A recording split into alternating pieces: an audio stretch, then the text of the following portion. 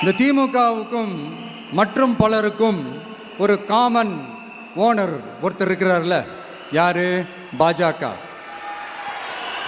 அதில் ஒரு பாஜக மந்திரி ஒருத்தர் சொல்றாரு, விஜய் என்னப்பா, விஜய் நடிகன், விஜய் நடிகன், விஜய் நடிகன், விஜய் நடிகன். ஆமா, நான் நடிகன் தான், இப்போ யாரும் இல்லைன்றா.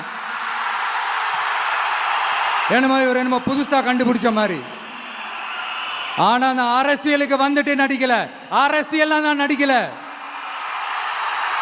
ஆனா நீங்க என்ன பண்றீங்க? அரசியல்ல இருந்துகிட்டே நாடகம் மேல நாடகம் போடுறீங்களே, அப்ப உங்க எல்லாரையும் நாடக நடிகர்கள்னு சொல்லாமா?